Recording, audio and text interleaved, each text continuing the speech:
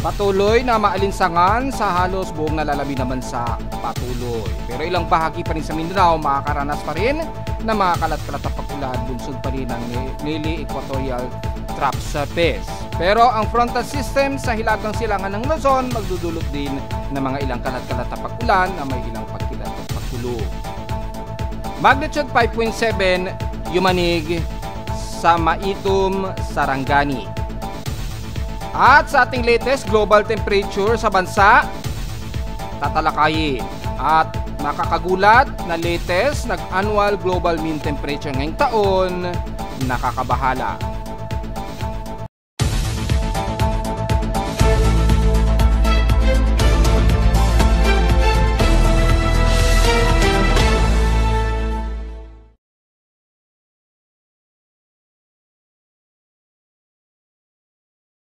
Hello, good morning mga folks. Welcome po muli sa ating Daily Weather Bulletin at Analysis para sa araw ng Miyerkules Santo, April 16, 2025. Ang oras nating Boss Mike Memaga ay alas 10:05 na ng umaga.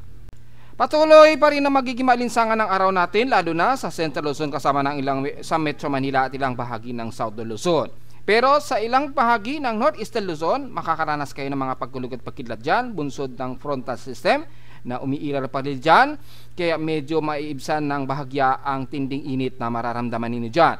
Maaring umabot o mararamdaman ang ilang gloomy dyan sa may bandang Isabela at Aurora region, especially ng Kasiguran Aurora, na nakikita natin sa Doppler radar imagery courtesy of Pag-asa. Sa data feed nila ay makikita ay may mga ilang water vapor dito, bagamat maaring mahihina at katamtamang pag-ulan lamang ang medyo iiral. Pero mula sa kanluran ng bansa, ay patuloy pa rin na hot dry pa rin ang ating pakiramdam. Hot dry kasabay na rin ang mataas na heat index mula sa Central Luzon pababa, kasama na ang Metro Manila, Calabarzon at ilang parte ng Southern Luzon. Kaya nakataas ang thunderstorm watch natin ngayon ayon sa data feed ni Pag-asa din within 12 hours dito sa parte ng Central NCR, kasama na ang siyempre Metro Manila at Karatig City sa Bulacan, Rizal, Laguna at Cavite. Sa may Mindanao naman, as of 9:30 AM ay nakataas ang ilang light to moderate rain showers. So binanggit na natin dyan sa may bandang Kanluran, especially dyan sa may bandang Zamboanga Peninsula. Kasama na ang Isla ng Basilan na Tulo-Sulo. So mga area na yan, marami-rami na po yan. Especially sa Basilan, mula sa Tabuan Lasa, Maluso, Lantawan, Hajimo, Tamad. Yan, sa Zamboanga del Norte naman, yung Sibuco. Sa City of Zamboanga naman, kasama rin Davao de Oro, sa Mawab, Davao del Norte, sa City of Tagum, New Corella, Asuncion, San Isidro, Kapulong, Talaingod, Santo Tomas, Panabo, yan, Andares hanggang Carmena po yan. Siyempre, damay ang City of Davao. So halos Kanluran at ilang bahagi sa Davao region makakaranas ng pag-ulan at nakataas na nga po ang thunderstorm advisory. So wala naman magiging bad news dito dahil at least medyo mapapawi muna ang grabing init dulot ng dala ng alinsangan. Ingat na lamang kung sakaling magkaroon kayo ng mga heavy rain showers at ingat sa mga pagkulog at pagkidlat mga folks. Dahil medyo matatalim po ang mga pagkidlat dahil mataas ang intensity ng ating temperatura sa himpapawid at kapag bigla itong lumalamig, matataas at matatalim ang mga kidlat po. So ganon din sa ilang bahagi ng Visayas, nakataas din as of 9:48 AM ang ilang bahagi o almost area ng Southern Leyte area, sa Liloan, San Francisco hanggang Malitbog na po yan ha. So within 30 minutes or within 1 hour ay makakaranas ng posibleng experience ng mga ilang kalat-kalat na pag-ulan. Sa Southern Leyte naman, ang San Ricardo at Pintuyan na maaring tumagal yan ng 1 hanggang 2 oras daw. So makaapekto yan sa area. Kung mangyari man yan o pumasok yung forecast, medyo maganda na rin yan para medyo makontrol din ang grabing init nga po. Ingat na lamang kung magkaroon ng mas malaking precautionary measures o magkaroon ng precaution, bigla ang flash floods kung sakaling biglang malakas ang buhos ng ulan sa inyong area dyan. Although maaring panandalian lamang yan at titila-tila din mga folks. Sa extreme Northern Luzon naman, nakataas ang Cagayan Valley na posibleng makaroon din ng mga kalat na pag-ulan na may pagkulog at pagkidlat, pero within 12 hour pa po ang forecast nito. So most likely papasok po yan. Tingnan na lang natin, lalo na dyan sa may bandang silangan nga po sa may Santa Ana, Cagayan na nakasalukuyang may mga localized thunderstorms. So ingat na lamang po sa mga pagkidlat at dyan din sa may ilang parte pa rin ng Visayas sa kanluran mula Negros Occidental hanggang Iloilo na nga po yan, Guimaras hanggang Capiz po within 12 hours din ang naka-forecast dyan ha. So ingat pa rin mga folks. Samantala sa atin namang current conditions, overcast pa rin tayo, gloomy, haze at few clouds pa rin dito sa Metro Manila, lalo na dito sa amin sa Caloocan. So tuloy-tuloy pa rin ang grabing init at alinsangan, lalo na po mamaya. At kung titingnan natin ang magiging forecast ng heat index natin ngayong araw, so silipin natin yung ating heat index. Ito is hindi pa siya nag-a-update yung ating current highest heat index ngayong araw sa amin sa Caloocan. Pero titingnan natin yung forecast, expected 40 degrees Celsius as of 10 o'clock AM ang inaasahang heat index namin sa Caloocan or extreme caution po yan. So, ang inaasahan namin na aabot pa ng dangerous level ng heat index sa amin sa Caloocan mamayang 11 o'clock pa. Magsisimula yan from 42 degrees Celsius at magha-highest peak ito starting mamayang alauna hanggang alas 2 ng hapon na nasa 45 degrees Celsius daw ang pinaka-highest heat index na inaasahan namin dito sa Caloocan. So expected pa rin na medyo nakaka-heat stroke pa rin ang aming magiging heat index ngayong hapon na darating at expected dyan is dire-diretso yan hanggang mamayang gabi po na mag-i-extreme caution naman. So sa iba't ibang bahagi naman ng bansa, kung sisilipin natin yung mga heat indexes natin, mula sa amin sa Caloocan from 40.5 degrees Celsius since maulan sa parte na ito ng bandang silangan ng Cagayan Valley. Silipin agad natin ang bahagi nito ng Santiago, which is inaasahan natin na mataas pa rin ang magiging temperatura, 35.1 degrees Celsius ang expectancy na heat index nila ngayong 10 o'clock AM. Further way, mamayang alas 12 ng tanghali at magmamaximum ito ng 42 degrees Celsius starting ng 1 o'clock to 2 o'clock PM po na aabot sa 42 degrees Celsius. Extreme caution ang magiging heat index ninyo dyan. So magiging maalinsangan pa rin.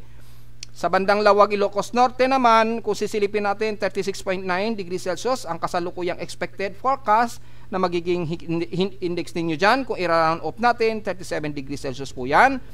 So extreme caution at inaasahan natin aabot sa highest peak of 39 degrees Celsius starting ngayong tanghali, tapat 39 degrees Celsius hanggang alas 2 na yan ng mamayang hapon na nasa 39 degrees Celsius ang inyong heat index dyan. So mainit pa rin kahit na nasa 39 degrees Celsius o wala pang 40 degrees Celsius. Sa may bandang Pangasinan naman o parteng Dagupan sa Pangasinan, yan, Ilocos region ito, 39 degrees Celsius ang expected heat index ninyo dyan ngayong umaga at mamaya starting 12 PM ay magde-danger level ito na 42 degrees Celsius at magha-highest peak ito ng bandang alauna ng hapon na 43 degrees Celsius ang magiging heat index ninyo dyan sa parteng Dagupan, Pangasinan. Sa Central Luzon naman, especially ng Tarlac, yan, i-load po natin, 39.2 degrees Celsius ang expected heat index ninyo dyan ngayong umaga, pero magde-danger level yan na magma-maximum peak hanggang 45 degrees Celsius starting mamayang alauna ng hapon hanggang alas 2 po yan ng hapon. So uminom po na maraming tubig dahil napaka-danger level pa rin na magiging heat index ninyo at 45 degrees Celsius. So mula naman sa may bandang Angeles, Pampanga area or Malolos, Bulacan, Central Luzon, 39 or 40 degrees Celsius kung i-round out natin. Ang expected heat index natin dyan sa Malolos, magha-highest danger level peak po yan starting ngayong 11 o'clock, pero pinakamataas na peak nyan mamaya at 1 o'clock PM na nasa 46 degrees Celsius hanggang alas 2 po yan ng hapon. So napaka-danger level po ng heat index ninyo sa Malolos. So kasama ang Metro Manila. At mula naman sa may bandang Batangas, silipin din natin kung ilan na magiging heat index sa inyo dyan. 41 o 42 degrees Celsius ang inyong magiging expected heat index ngayong umaga at magde-danger level ito, highest peak mamayang alauna hanggang alas 2 ng hapon na aabot sa 44 degrees Celsius highest heat index ninyo dyan according dito sa forecast. So minom din na maraming tubig, delikado po. Sa may bandang Bicol region naman, let's say sa Legazpi area, sa Albay sa Bicol Region, 38.6 or runoff of 39 degrees Celsius ang expected heat index ninyo dyan. So, ang pinaka-highest peak ninyo ay hanggang 40 degrees Celsius starting ngayong tanghali, 12 o'clock hanggang 1 o'clock PM po yan. Yan ay sa may bahagi ng Albay o bandang Legazpi sa Bicol Region. Sa Cebu area naman, sa may bandang Cebu City mismo, sa city, ay 40.2 degrees Celsius ang expected heat index ninyo dyan. So, extreme caution po yan, magha-highest peak po yan ngayong 11 o'clock at 42 degrees Celsius daw ang pinaka magiging maximum heat index ninyo ngayong araw.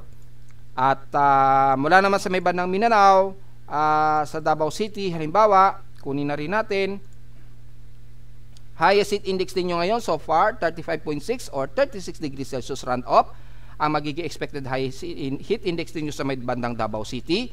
Aabutin ito ng highest peak hanggang 37 degrees Celsius starting ngayong 11 o'clock hanggang mamayang alas 2 ng hapon mamayang hapon. So, extreme caution po at mataas din ang inyong heat index dyan.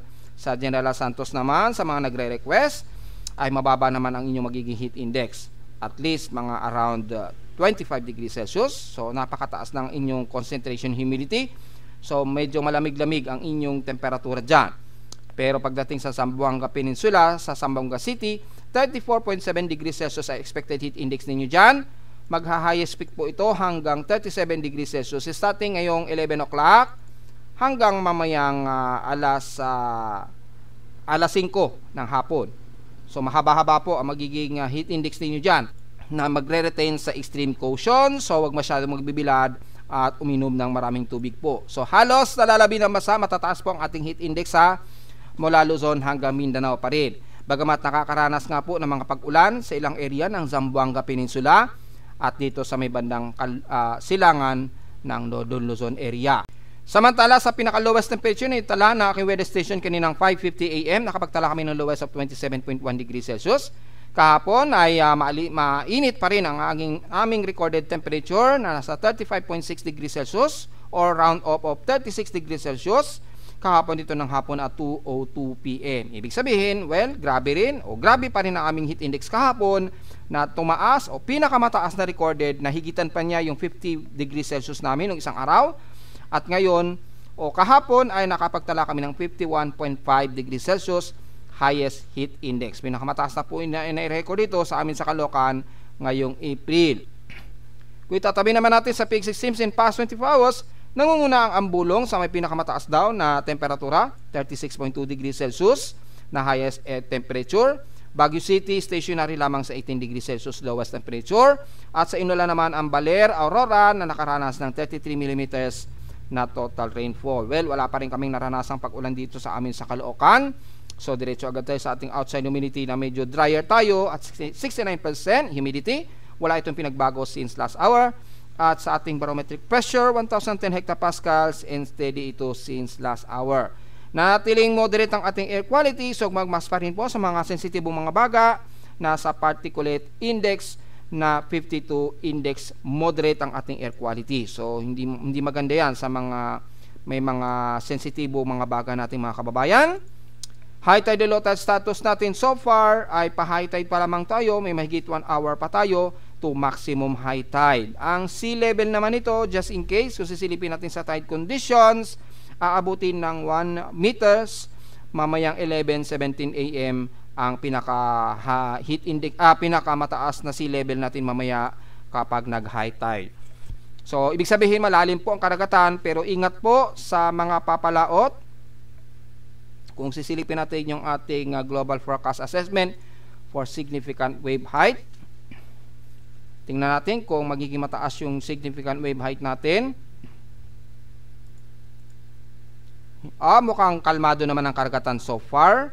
Malayo-layo naman, except na sa may bahagi ng Batanes Group of Islands na umaabot ng 1.25 meters ang taas. Pero generally sa buong bansa, kalmado naman ang karagatan. Maliban na lamang sa magiging dala ng gale force wind sa silangang baybay ng ating bansa. Nadala yan ng ating Easterlies, kaya medyo mabugso ang hangin natin dyan. Ingat na lamang sa mga papalaot ngayon. Pero dahil Miyerkules Santo na po, ay mukhang mamahinga yung iba nating mga manghingisda. Depende sa inyo kung papalaot kayo, ay safe naman tayong pumalaot. Ingat na lamang sa mga silangang baybay na bansa na malakas pa rin ang ating gale force winds. Dala pa rin ng malakas na easterly trade winds. Samantala, meron tayong active space weather status na i-post ko na to sa Facebook page, pero i-review lang natin dahil nasa geomagnetic field of 6.33. G2 moderate po ang ating NOAA index so far. So halos buong solar HF condition natin ay mababa. So wala magiging problematic yung ating frequency, mapaumaga man yan o paggabi. As of 9:34 AM nakataas ang KP index of 5 ngayon at naka G1 minor ito. Hindi kagaya kanina lamang o kaninang mga alas 8 ay nasa G2 moderate po yung geomagnetic field. Ngayong 9:34 AM ay bumaba na siya at epektado ang area of impact primarily forward 60 degrees geomagnetic latitude. Expected ang weak power grid fluctuations. So ganun din sa maapektuhin yung mga coordination ng mga satellites operation, maapektuhan din yan, at mga visible aurora event, especially dyan sa may bandang US ng Michigan at Maine pa rin. So bandang dark side po yan ng Northern Hemisphere. Sa ating NOAA KP Index breakdown, courtesy of NOAA, ay kanina nga po, ay mga alas 8 ay nasa 6.33, G2 po ang inabot. At halos mamaya,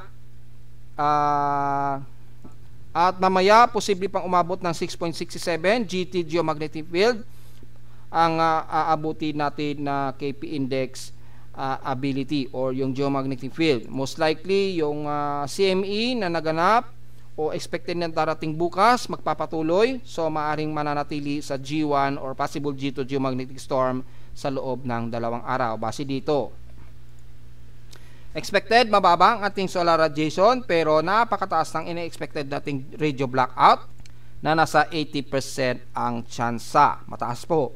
So R1 to R2, minor to moderate radio blackout po ang inasahan ngayong araw hanggang bukas po yan. Yung probability, slowly bababa yan by April 18 onwards po.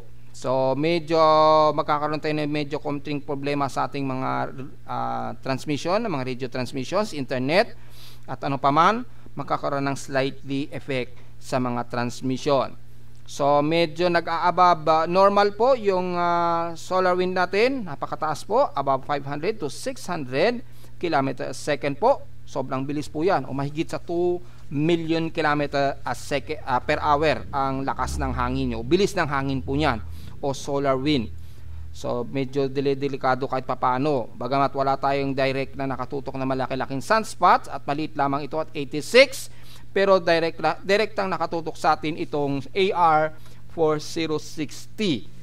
So kahit maliit yan, magkaroon man ng solar flare yan, malaki pa rin ang magiging significant impact, which is nararamdaman nga natin yung solar radiation niya, yung solar flare niya. Inaasahan natin na magmamoderate yung ating geomagnetic field, and ayon sa Nowcast KP Index Forecast, magtutuloy-tuloy ito within 2 days. Ayan. At aabot pa sa at least hanggang minor G1 geomagnetic field hanggang active geomagnetic field sa susunod na 2 araw. So take note yan mga folks. Solar flux event naman natin, at least R1 ang inaabot, manatiling minor pa rin naman ito. At kanina lamang mabandang 1:57 AM, nag-maximum ito ng M1.3. So medyo minor lang naman ito. R1 geomagnetic field, minor GOS X-ray flux, hanggang R1 po ang aabutin nito. So walang masyadong epekto sa photon flux, maliban na lamang sa ating geomagnetic field. Kanina nga po umaabot ng G.33 as of 5 o'clock AM po yan.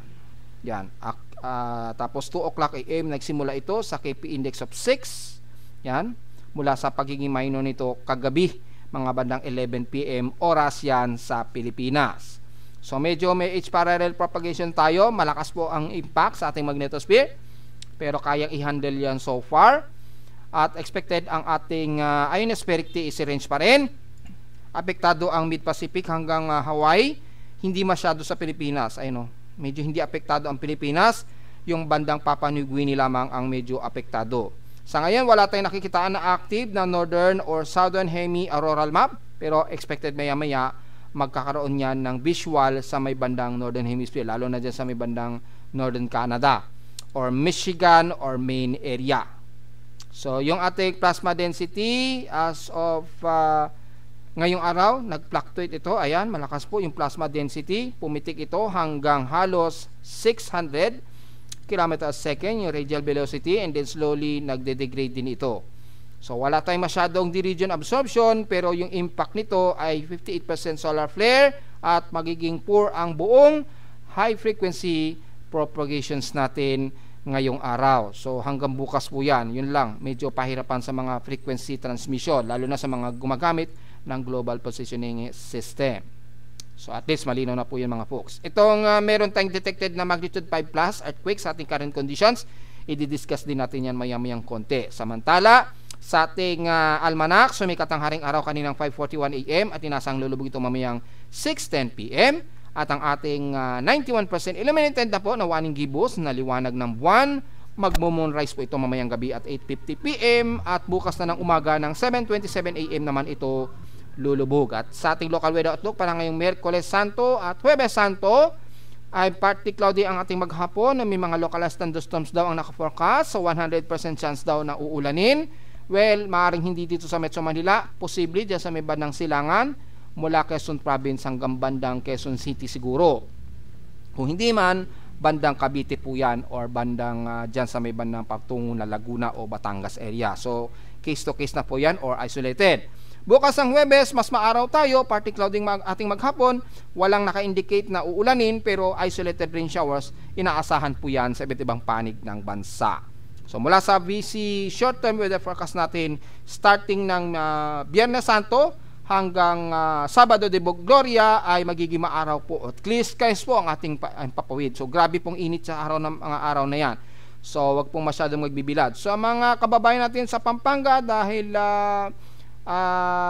malamang meron na namang magpe-perform ng yung reenactment na magpapapako sa krus.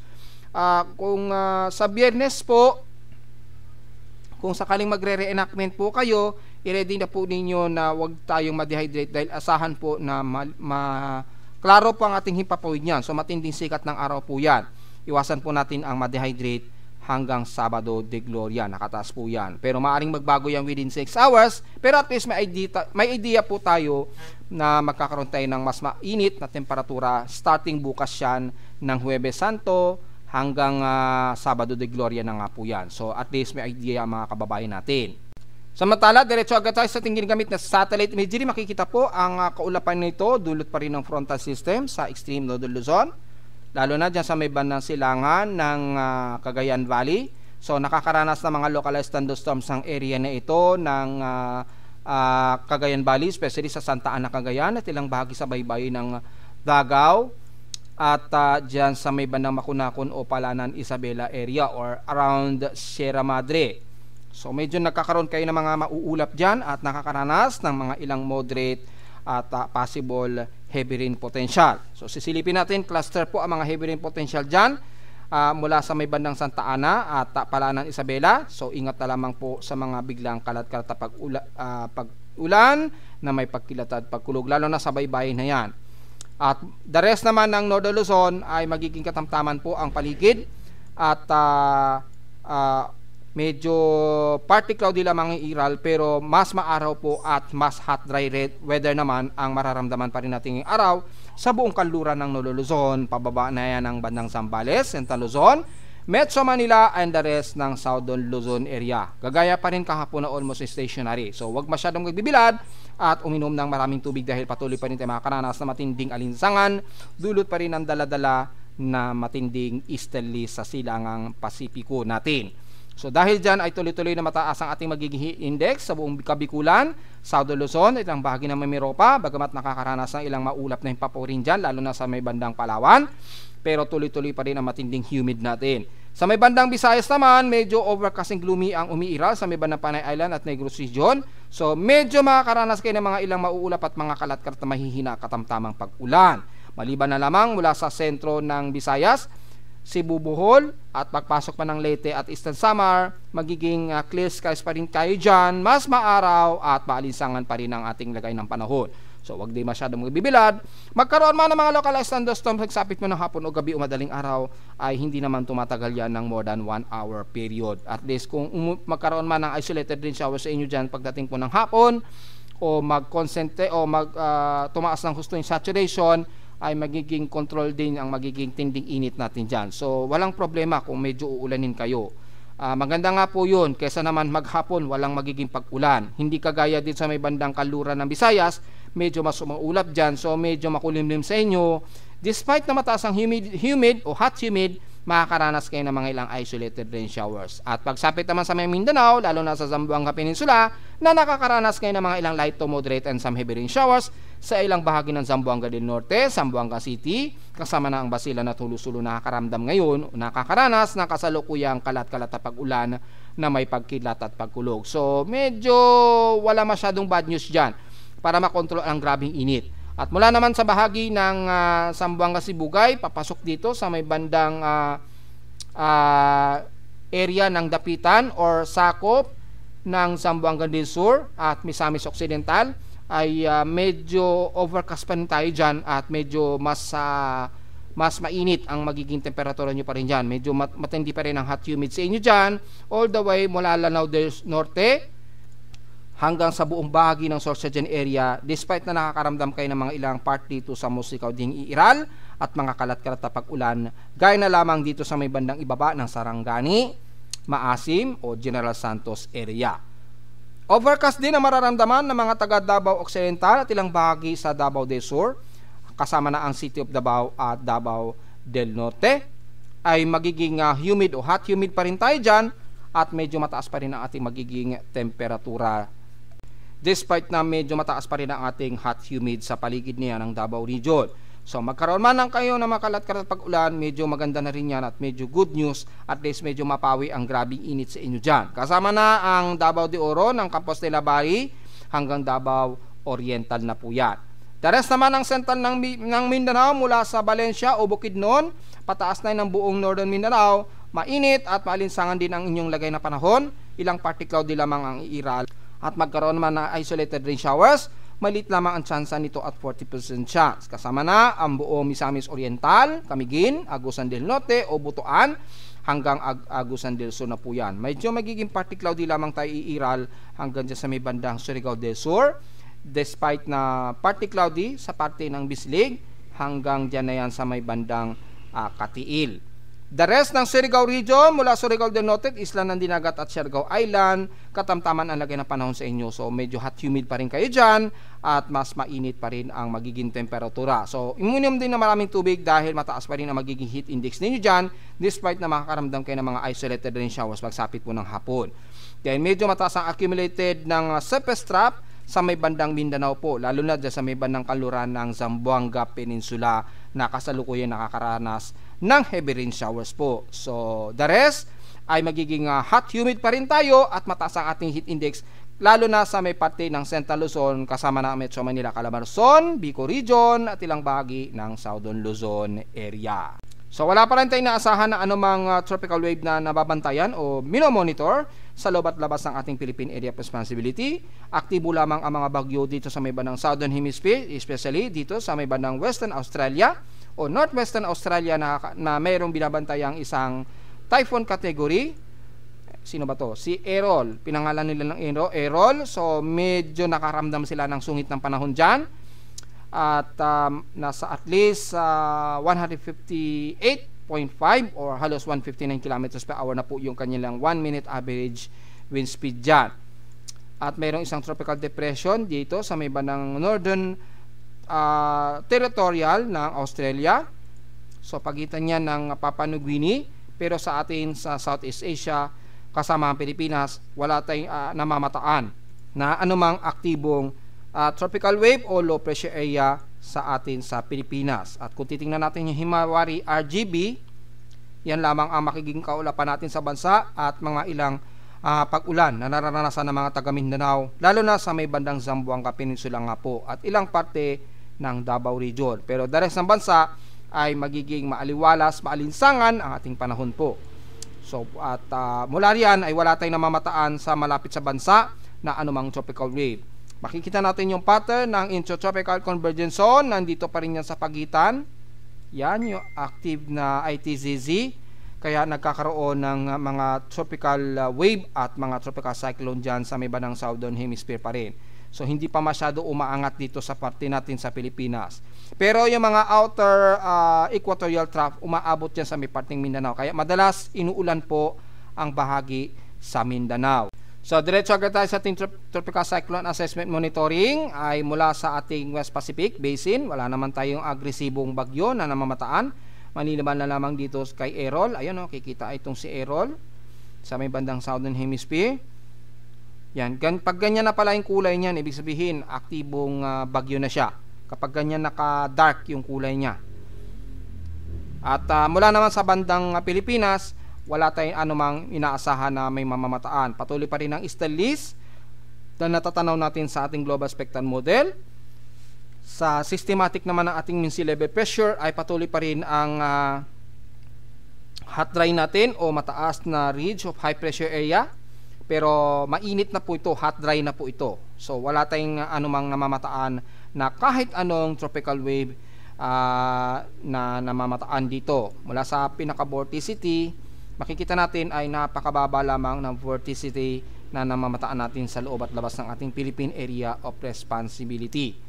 So wala, kahit yung aktibong convergence man lang ay wala tayong namamataan dito sa loob o labas ng ating PAR. Yung mga ilang circulation na yan ay mababa lamang yan, shallow lamang yan dahil may umiiral nga pong frontal system dito. Pero yung upward low convection talagang wala. So yung kontrahangin ang inaasahan natin na marami at aktibo, kitang-kita naman po, napaka-aktibo pero napaka-disorganized ng kanyang kontrahangin. So normal yan kapag nagkakaroon ng mga ilang surface trap po. Pero yung possible shear na magkakaroon ng mga bagyo o anumang tropical wave, very negative po, ayun, very drier po yung surface wind natin o yung environmental steering environment, dala lang ay puro lamang Stellis ang nagiging hangin na pumupunta dito sa atin sa bansa. So wala talaga tayo magiging komento rito. Wala rin tayo magiging comment sa mga lumalabas na latest natin na computer models. Ayan, napakamaliwalas ng paligid. So tuloy-tuloy lamang na mainit ang ating magiging panahon hanggang Eastern Sunday na yan mga folks. Samantala sa ating global at monthly seasonal cycle natin, actually ni-report ko na to kaninang maga pero makikita natin yung pinaka-latest na monthly seasonal cycle natin at makikita natin ay mas bumaba po yung ating temperatura ngayong araw. Ayan, nasa na yung pinaka-latest year 2025 po. Yan, medyo tinurn off ko yung ibang mga dates para makita natin yung ating kasalukuyang temperatura natin for monthly seasonal cycle. For March, negative 0.12 degrees Celsius po ito mula last year na 0.09 degrees Celsius. So ibig sabihin lamang nito ay medyo mas bumaba po yung ating temperatura ngayong taon, month of March. So bahagya itong bumaba, so medyo good news pa rin. Medyo good news pa rin yung ating lumalabas na temperatura. Yun. So medyo ito 0.09, halos 0 degrees Celsius at ngayong March naman same month pero year 2025 mas bumaba pa ito, negative 0.12 degrees Celsius. So mas bumababa rin o bumababa pa rin ang ating monthly seasonal cycle o yung global temperature natin. So medyo good news. Sa data feed naman ng Japan, kung sisilipin din natin ay nasa 0.56 degrees Celsius po ito mula sa 0.57 last year. Double check natin 0.66 ayun, tapos naging 0.56. So bahagya rin siyang bumaba. So medyo good news yan sa ating monthly seasonal cycle. However, sa ating annual global mean temperature naman ay despite na yung ating monthly seasonal cycle bumababa ang temperatura, ay tuloy-tuloy pa rin ang pagtaas ng ating global temperature. Kung titingnan natin, last year 2024, 1.54 degrees Celsius yung temperatura. Yan. Ngayon, nasa 153 degrees Celsius po yung ating global temperature. So, bahagya rin itong bumaba. Filter po natin, alisin natin yung tingnan muna natin sa pinaka NOAA. Last year, 1.54, and then ngayong taon, 153 degrees Celsius. Although slightly na bumaba ito ng 1 point o 0.01, ay at least hindi halos nagbago yung temperatura at hindi pa rin bumababa. Napaka-konti lamang ng ibinaba nito yung pinaka-temperatura sa ating yung global warming natin, nanatili pa rin tayong nasa boiling point. So medyo bad news pa rin despite na slightly lamang itong bumaba ng kaunti. 1.54 degrees last year, then 1.53 degrees Celsius naman ngayong taon. Napaka-slight o napaka-konti lang ang ibinaba nito. 0.01 degrees Celsius lang ang naging difference. Pero kung pagbabasa natin sa hot crust, ito grabe ang itinaas. Last year 1.52 and then ngayong taon 1.6. Grabe ang itinaas nito. So yung classification error nito, although 50-50, hindi kagaya kay NOAA, ay slightly lamang na bumaba. Konting-konti lang ay binaba nito. So hindi pa rin hindi nasa borderline pa rin tayo ng warning limit.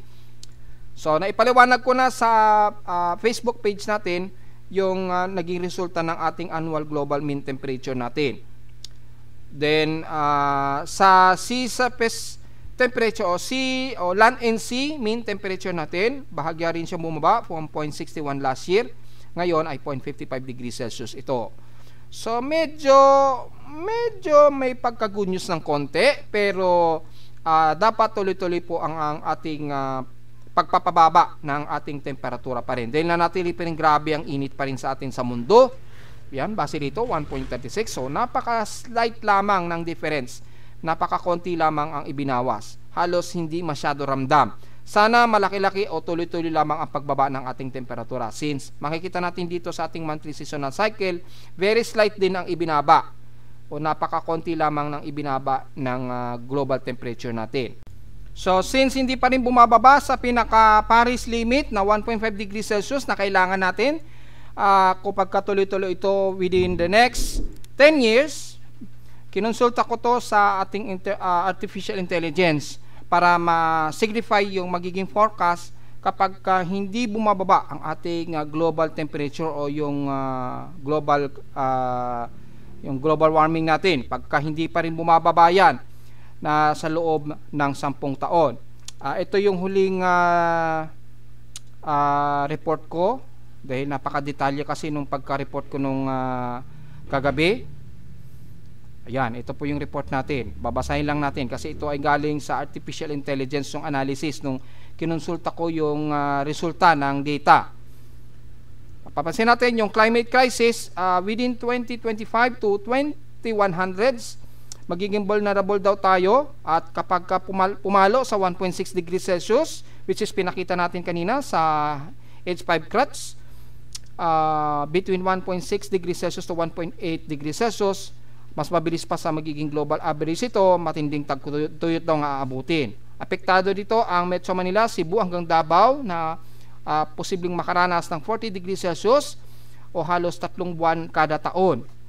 Babawasan daw yung ani. So problema to, lalo na mataas ang ating hunger rate sa Pilipinas ngayon.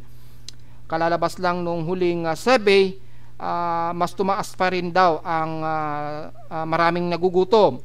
Tapos magkakaroon pa tayo ng gantong climate crisis, mas lalo tayo magkakaproblema. Dadami ang mga super bagyo at baha at posibleng umabot ng category 5 gaya na lamang ni Yolanda, at mga mas malalakas na ulan, mga within 500 mm sa loob ng isang araw. Permanenteng pagbaha sa lungsod, lalo na dito sa Malabon at Nabotas, so delikado. Tapos 80% ng mga coral reefs daw, yan, ay masisira. So bababa yung turismo. Within 2040 hanggang 2060, kung tuloy-tuloy ang pagtaas, ay malaki ang magiging epekto nito. Yung climate migration na mangyayari, so 5 to 10 million daw na mga Pilipino maaring lumipat ng ibang lugar dahil na rin sa matinding pagbaha. So, anong lugar na ililipatan? Ang maganda lang na tirhan dyan sa may bandang matataasan lugar, gaya na lamang ng Benguet. Yan, at Baguio City. Pero maliit lang kasi ang city na yan, so imposible rin nakakasya ang 5 to 10 million na Pilipino kung lilipat. Yung production ng bigas daw bababa ng 30% pa. So alam na natin ang resulta niyan, lalong lolobo ang mga presyo. Magmamahal ang bilihin, dadami ang sakit gaya na lamang ng dengue, leptospirosis at cholera. So bababasa ninyo yan sa ating Facebook page. Siyempre, may chance pa ba na mabago yan? May solusyon. According dito, kailangan ng renewable energy para maiwasan ang paggamit ng sobra-sobrang coal at oil. Pagpapalakas ng flood defenses, yan yung laging pinoproblema natin, yung flood control projects. Ano na nangyayari sa mga flood control projects natin?